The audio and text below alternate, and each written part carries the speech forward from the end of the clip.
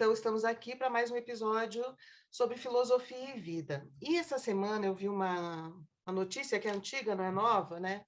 Não é de hoje, mas que me chamou a atenção. Então, eu trouxe a história, né, dessa ursa que circulou nas redes sociais, não sei se vocês chegaram a ver, não é de hoje, né? Em que ela ficou 20 anos presa num zoológico, e aí ela foi resgatada e para morar numa reserva, que é essa imagem que vocês estão vendo, ela já está dentro de uma reserva. No zoológico, ela vivia num cercado, né, numa cela muito pequena, e ela só conseguia andar assim em círculos e entrar numa pequena piscina para se molhar às vezes. E o que chamou a atenção, assim, que é muito dolorido, né, é que quando ela saiu, quando ela foi resgatada do zoológico e foi morar aqui, né, na reserva, ela continua se movendo como se as grades da cela do zoológico ainda estivessem ali. Então, isso é uma coisa que chama muita atenção para a gente pensar sobre a nossa relação com o espaço, né? Então, ela está vivendo, a Ina, essa ursa, num espaço do hábito dela, né? Um espaço que ela traz na memória de comportamento, na memória de ação, no hábito. Então, ela não consegue ir além daquela fronteira, daquele espaço antigo do passado que já foi introjetado no comportamento dela, na ação dela, nos movimentos que ela treinou, que ela pôde fazer ao longo de 20 anos, né?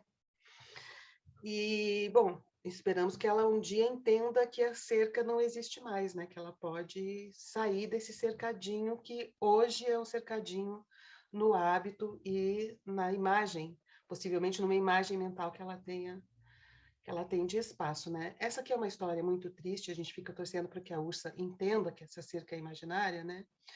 Mas eu trouxe essa história para vocês pensarem na própria experiência espacial, né? Que a gente tem, tendo em vista a nossa própria memória também, a nossa própria história, assim como essa ursa. Claro, o caso dela é super radical, né? Mas serve como exemplo para dizer a questão que eu estou querendo trazer para vocês. Vocês já pensaram assim, em qual posição, em qual lugar que você foi colocado ao longo da sua vida por muito tempo? Em que lugar que você foi colocado nas relações mais importantes que você teve? Este lugar equivale a esse lugar que a Ina Ursa aprendeu como o espaço dela. E ela consegue, né, e ela fica ali. E ela se acostuma, mas ela cria um hábito de estar naquele lugar. E ela não entende que ela pode dar um passo a mais, porque está introjetado aquele lugar para o qual ela foi treinada durante muito tempo. Então, eu queria colocar essa questão para vocês, né? Quando a gente fala assim, cansei de andar em círculos, na minha vida eu não consigo sair do lugar. O quanto isso diz, de fato, de uma experiência sensório-motora, né? De uma experiência espacial que tem a ver com algo concreto mesmo no nosso corpo, no nosso comportamento, nos nossos costumes, que tem a ver de fato com o lugar em que a gente foi colocado, o que a gente cultivou e com o qual a gente aprendeu a lidar de uma certa forma. E quando a gente sai desse lugar, né, quando as circunstâncias mudam, a gente continua fazendo como a Ina, né? A gente continua se movendo, agindo, se comportando como se estivesse naquele outro lugar no qual a gente não está mais. Então, a gente reproduz determinadas posições, reproduz uma história, né? E projeta no outro aquilo que você viveu antes. Então, por exemplo, a Ina, ela está vendo na reserva o zoológico. Ela está vendo naquele lugar que não tem mais tantos limites, os limites que ela tinha no zoológico, quando ela estava presa. Então, eu coloco essa questão para vocês, né? O quanto que a gente faz a mesma coisa na nossa vida. E isso não é uma questão moralizadora, eu não estou dizendo assim, olha como a gente faz isso na vida, não. Porque assim, eu quero que vocês pensem no corpo de vocês, né? Nas disposições corporais, no modo como você se coloca, se dispõe na relação com o outro, o quanto que a gente pode estar na verdade, a gente está repetindo muita coisa, porque é assim que a gente aprende a lidar, que o nosso corpo aprende a lidar com o ambiente, né? Mas o quanto que a gente pode, às vezes, dar uma deslocada, dar um passo para o lado, conseguir ver o que há de novo nas novas relações que estão aparecendo na nossa vida, né? Essas novas relações são pessoais, sociais, políticas, afetivas, emocionais, enfim. que podem estar aí à nossa volta enquanto a gente, né, disponíveis à nossa volta, enquanto a gente ainda acha que está lá preso no zoológico, né, lidando com uma grade, com uma cerca imaginária.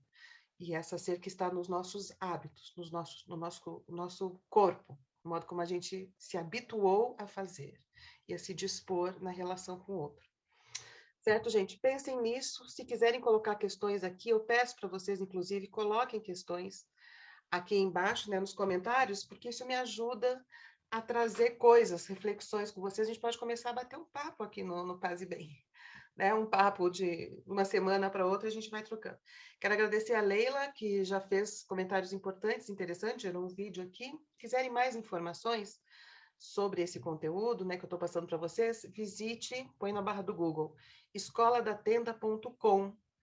E a gente está fazendo um ciclo sobre fofoca no canal Filosofia em Movimento e vamos fazer uma oficina sobre fofoca, fofoca na própria vida, né? O efeito que a fofoca tem nas nossas vidas, né? Modulando também, como zoológico, os nossos afetos, nosso comportamento, as nossas disposições, os nossos medos e o nosso desejo, às vezes, de resposta, né? Então, se liguem lá no canal Filosofia em Movimento, dia 18 desse mês agora, né? Vai ter essa oficina sobre fofoca com um grupo de poucas pessoas, pouquíssimas pessoas. Eu quero poucas pessoas para a gente poder falar disso com tranquilidade, tá bem? Para contato comigo, para saber mais sobre os nossos trabalhos, né, teóricos e práticos, manda uma mensagem para contato.fernandacarlosborges@gmail.com. E para pensar também um pouco sobre essa questão da espacialidade na cultura, no comportamento e no dia a dia, aqui no Brasil, né? Leiam esse livro, A Filosofia do Jeito, sobre o modo brasileiro de pensar com o corpo. Para começar a nossa troca, tá bem? Então, até semana que vem, gente. Um beijo.